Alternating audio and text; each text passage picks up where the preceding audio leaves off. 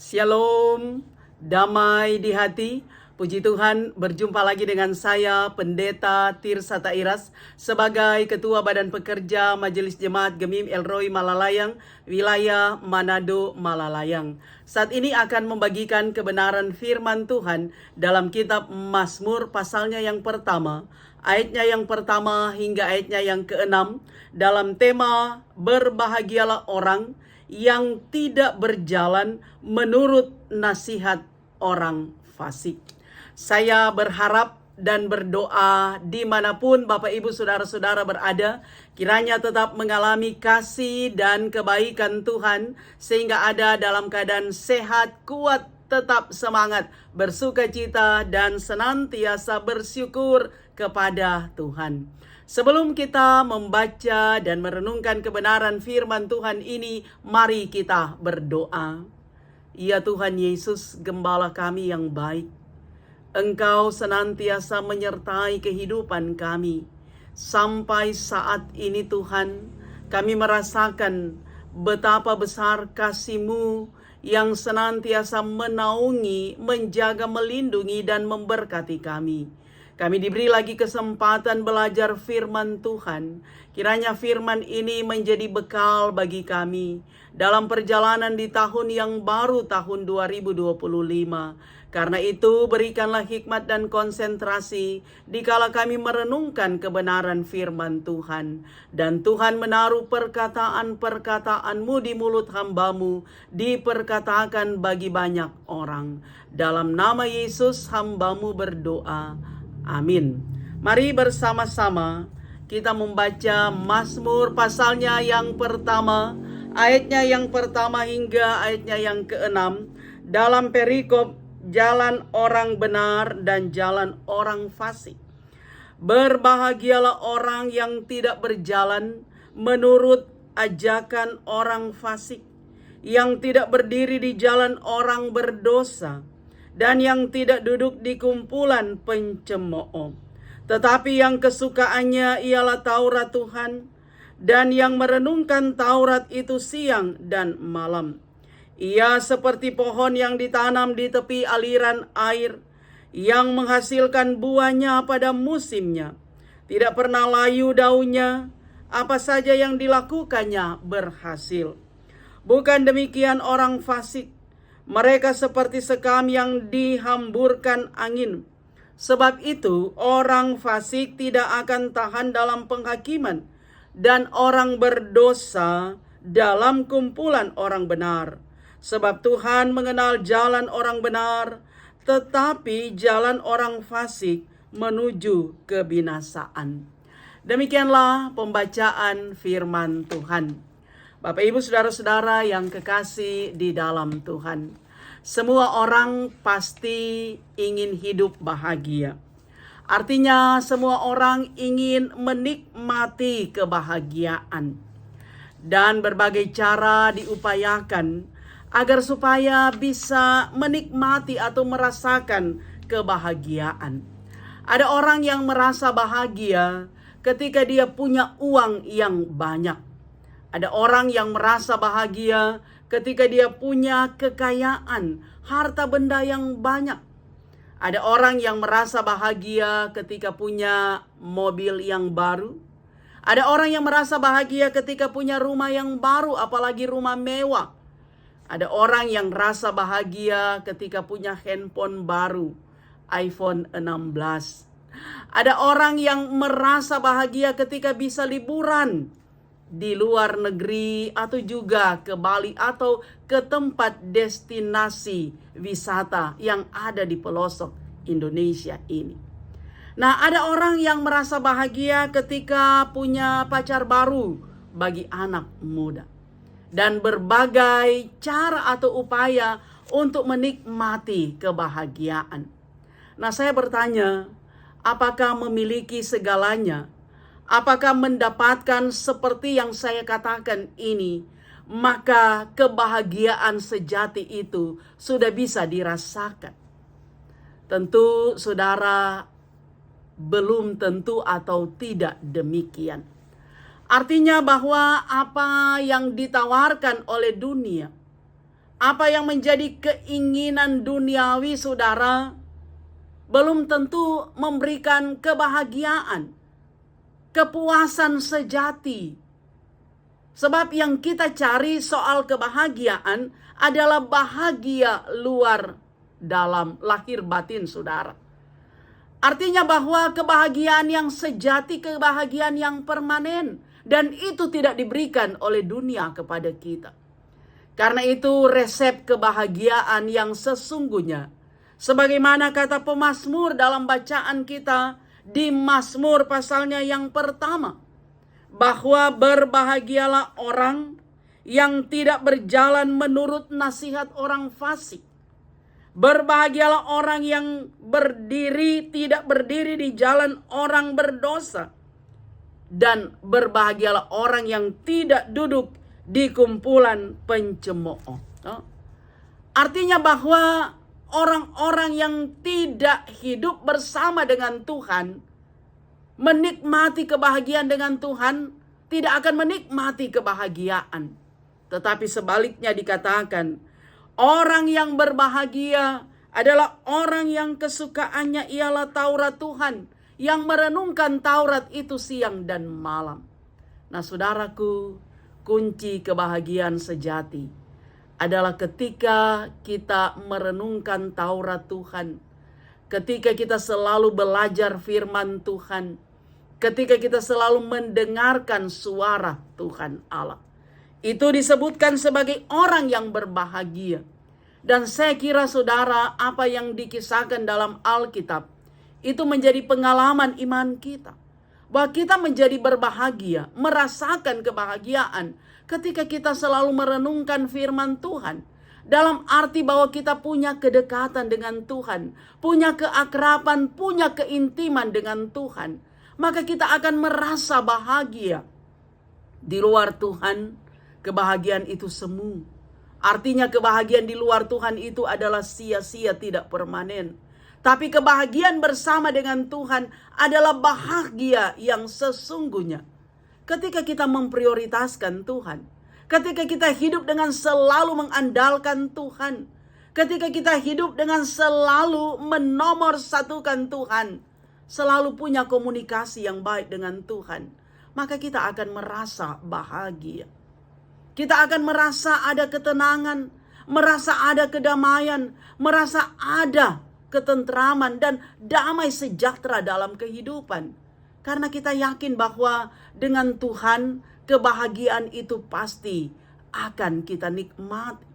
Nah, saudara, orang yang merenungkan firman Tuhan, orang yang selalu belajar firman Tuhan, maka Roh Kudus yang akan selalu menginspirasi dia untuk bagaimana berpikir yang benar, berucap yang benar, tapi juga bertindak yang benar. Orang yang selalu merenungkan firman Tuhan selalu mendapat inspirasi yang baik. Tidak overthinking dalam kehidupan orang lain. Artinya bahwa nyadak pusing dengan orang lain hidup. Tetapi akan konsentrasi dengan kehidupan sendiri, sehingga akan selalu berpikir positif, bukan berpikir negatif terhadap orang lain atau terhadap sesuatu. Artinya pikiran kita waras, agar supaya saudara kehidupan kita juga ini sehat, nyandak pusing dengan orang lain, kepentingan atau hidup, nyandak bakepo pa orang lain, sehingga saudara kita merasa tenang dengan kehidupan kita.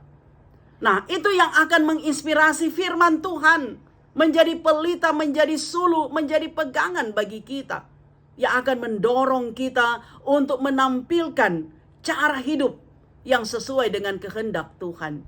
Bahwa di komunitas manapun kita hadir, kita berinteraksi, kehadiran kita bukan menjadi batu sandungan, tapi membawa kegembiraan, membawa sukacita, membawa kedamaian, membawa kesejukan, membawa ketenangan. Sehingga di sanalah kita menjadi berkat. Kalau firman Tuhan yang menginspirasi kehidupan kita. Sebab firman Tuhan adalah sulu, adalah pedoman, adalah pelita yang menerangi perjalanan kehidupan kita. itu orang yang selalu belajar firman Tuhan. Sehingga dikatakan oleh pemazmur bahwa orang yang berbahagia, orang yang merenungkan firman Tuhan siang dan malam, orang yang menjadikan Taurat Tuhan sebagai pegangan hidup, sebagai pelita, akan seperti pohon yang ditanam di tepi aliran air, menghasilkan buahnya pada musimnya, dan tidak pernah layu daunnya. Apa saja yang dilakukannya pasti berhasil.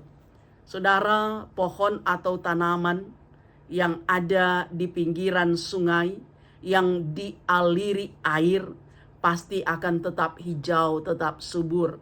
Sama dengan tanaman bunga yang selalu disiram, pasti akan subur, bahkan juga berbuah atau berbunga. Maka itulah juga saudara kehidupan kita. Kehidupan orang yang beriman, orang percaya Yesus. Kita percaya firman itu bagaikan air yang sejuk, yang memberikan kesejukan dalam kehidupan kita. Firman itu adalah vitamin yang selalu memberikan kekuatan bagi kita. Sehingga kita akan menghasilkan buah, kita akan memberikan warna kehidupan yang baik.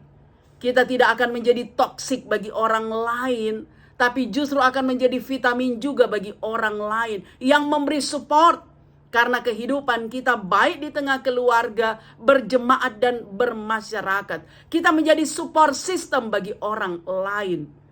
Memberikan semangat, memberikan motivasi. Baik lewat sikap, tapi juga lewat kata-kata yang santun tentunya. Nah, karena itu orang yang benar, orang yang menikmati kebahagiaan hidup adalah orang yang terinspirasi dengan kebenaran firman Tuhan. Sebab firman Tuhan memberikan kesejukan bagi kita. Kalau orang punya pergumulan saudara, orang punya masalah, punya problem hidup, ketika kita belajar firman Tuhan, orang menyanyi lagu rohani, kita berdoa kepada Tuhan, maka pergumulan itu ada, tapi kita dimampukan menghadapi semuanya. Orang tidak akan lari dari pergumulan, tapi kita terobos, terjang pergumulan itu dengan satu keyakinan bahwa Tuhan tidak akan membiarkan dan kita akan keluar sebagai pemenang. Karena itu saudara, ketika punya masalah hidup, bahkan ketika ada di titik terendah dalam hidup kita, ingat, Tuhan memakai cerita hidup kita, story hidup kita sebagai kesaksian, sebagai testimoni bagi orang lain, supaya saya dan saudara mengakui kebesaran Tuhan, mujizat Tuhan itu ada dan masih terus ada dalam kehidupan kita. Karena itu saudara, kita percaya bahwa hanya dengan firman Tuhan kita menjadi kuat. Dengan kebenaran firman Tuhan, maka kita punya semangat, punya motivasi hidup. Apalagi ketika kita akan menikmati tahun baru 2025 yang adalah anugerah Tuhan. Kemudian saudara, dikatakan dalam bacaan kita bahwa kalau orang fasik, mereka akan seperti sekam yang dihamburkan angin, ditiup angin. Orang fasik tidak akan tahan dalam penghakiman. Orang berdosa tidak akan tahan juga dalam kumpulan orang benar. Sebab Tuhan mengenal jalan orang benar dan jalan orang fasik menuju kebinasaan. Nah saudara, orang fasik, orang yang berdosa, orang yang menjadi batu sandungan bagi orang lain, mereka tidak akan menikmati kebahagiaan hidup. Justru kebahagiaan akan menjauh, akan lari dari hidup orang fasik. Orang yang selalu menjadi toksik bagi orang lain, jadi racun bagi orang lain. Yang tidak punya kepedulian, yang tidak punya kasih, yang tidak punya kepekaan. Orang fasik, orang yang selalu egois, yang selalu mementingkan diri sendiri. Orang yang angkuh, orang yang arogan, orang yang selalu iri hati, yang penuh dengan amarah dan kebencian. Orang fasik yang menikmati hidup dalam kesia-siaan, tidak membawa sukacita dan tidak menjadi berkat, dan tidak menikmati kasih karunia Tuhan. Nah, karena itu saudara, sekali lagi saya kira semua orang ingin bahagia. Karena itu juga ada caption atau ada kalimat yang selalu kita baca, bahkan juga sering kita ucapkan, jangan lupa bahagia. Nah, jangan lupa bahagia bersama Tuhan. Artinya bahwa bahagia yang sejati, bahagia yang permanen, dan itu hanya dinikmati oleh orang-orang yang takut akan Tuhan, oleh orang-orang yang mengandalkan Tuhan, orang-orang yang setia dan taat kepada Tuhan, orang yang selalu mau belajar firman Tuhan. Itu adalah kebahagiaan yang sesungguhnya. Nah, saudara yang kekasih, tahun baru, tahun 2025, tahun anugerah, tahun yang penuh dengan berkat Tuhan. Ada pilihan bagi kita menikmati tahun baru. Apakah orang ingin menjadi orang yang berbahagia? Apakah kita akan menikmati kebahagiaan sesungguhnya? Ataukah kita mau menjadi orang fasik, orang yang hidup dalam keberdosaan, yang tidak hidup menurut kehendak Tuhan?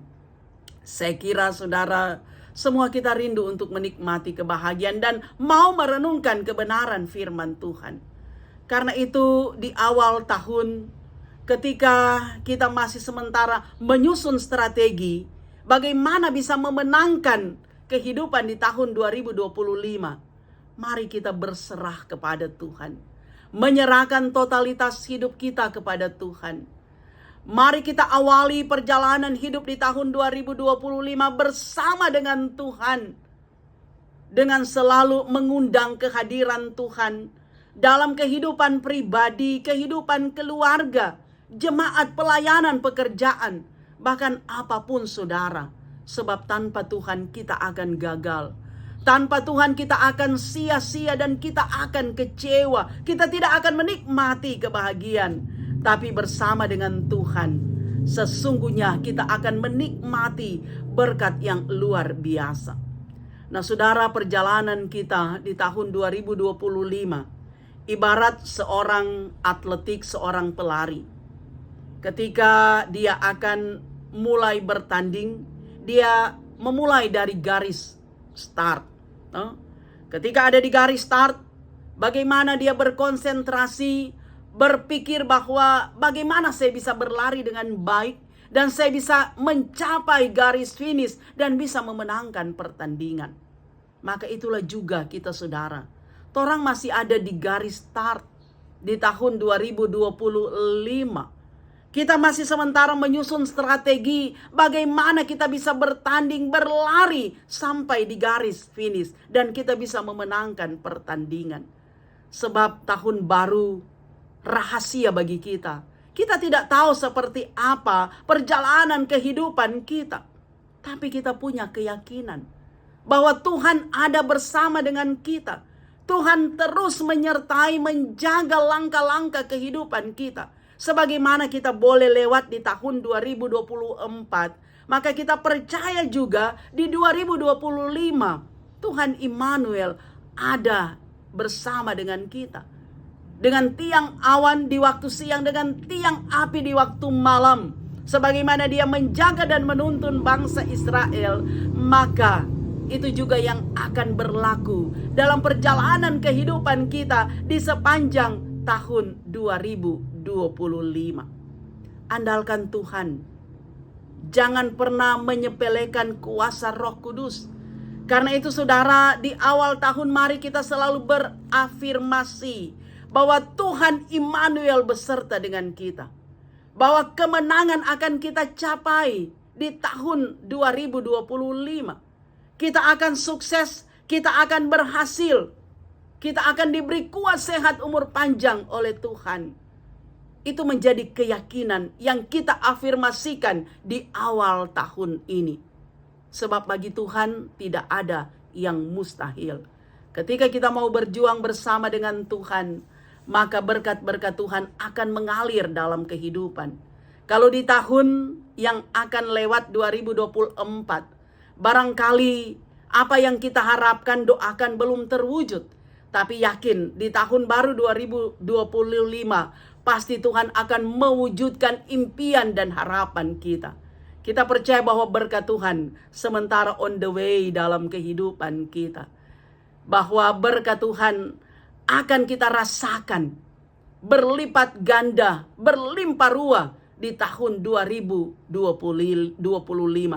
Dan sebagaimana video saya di khotbah-khotbah yang sudah saya sampaikan di khotbah tahun baru, malam tahun baru, bahwa orang yang rajin pasti menikmati berkat Tuhan. Tapi orang malas tidak akan menikmati berkat Tuhan. Orang rajin akan menikmati kebahagiaan, tetapi orang malas bagaikan orang fasik akan sia-sia kehidupan. Karena itu hanya dengan kerja keras, hanya dengan perjuangan yang gigih yang luar biasa, yang disertai dengan doa, maka kebahagiaan itu akan kita capai. Mari kita bangun saudara, jangan tidur, bangun saudara. Apalagi 2025 ada banyak sekali tantangan yang kita hadapi. Ada banyak juga persaingan yang kita hadapi. Tetapi jangan pernah menyerah saudara, supaya kita tidak gagal. Tapi maju terus bersama dengan Tuhan. Tidak ada yang mustahil. Tuhan melihat perjuangan kita. Tuhan melihat kerja keras kita. Tuhan melihat usaha upaya kita. Tuhan melihat ketekunan kita, kesabaran kita. Tuhan juga mendengar setiap detail doa yang kita sampaikan kepada Tuhan. Karena itu mari selalu renungkan firman Tuhan. Ada sentuhan-sentuhan spiritual yang akan teralami lewat firman, doa, dan pujian. Supaya kita menikmati kebahagiaan yang sesungguhnya di tahun 2025. Jangan lupa bahagia, dan bahagia itu hanya dinikmati bersama dengan Tuhan. Tuhan Yesus memberkati kita semua. Mari kita berdoa. Terima kasih Tuhan. Engkau baik, sungguh baik, teramat baik. Karena itu bersyukur untuk kebenaran firman-Mu. Kiranya firman ini menginspirasi kami, menguatkan dan meneguhkan iman kami untuk menjadi bekal bagi kami dalam perjalanan hidup di tahun 2025. Biarlah kiranya kami selalu merenungkan firman-Mu, supaya firman-Mu menginspirasi kami untuk bisa menikmati kebahagiaan hidup di tahun yang baru. Tolong kami Tuhan, kuatkan dan teguhkan iman kami. Mereka yang mendengarkan firman Tuhan ini dalam keadaan bersukacita, kuduskan sukacita mereka. Tapi ada yang bergumul dalam kelemahan fisik yang sakit. Ada yang mendengarkan firman Tuhan yang kehilangan semangat dan gairah hidup. Kuatkan, teguhkan mereka. Pulihkanlah iman mereka untuk tetap terkonsentrasi kepada Tuhan. Dan biarlah tahun baru menjadi tahun penuh berkat bagi semua orang. Terpuji namamu Tuhan, ini doa kami. Dalam nama Yesus kami berdoa. Amin. Demikian kebenaran firman Tuhan. Saya Pendeta Tirsa Tairas terus berharap kiranya Bapak Ibu Saudara-saudara akan mendukung YouTube channel Tirsa Tairas dengan cara nonton video, dengarkan kebenaran firman Tuhan, tekan tulisan subscribe, berikanlah jempol like, berikanlah komentar-komentar yang membangun. Dan jangan lupa bagikan video ini di media sosial yang Bapak Ibu Saudara miliki. Dan tekan lonceng supaya ada notifikasi dari setiap update video saya. Tuhan Yesus memberkati.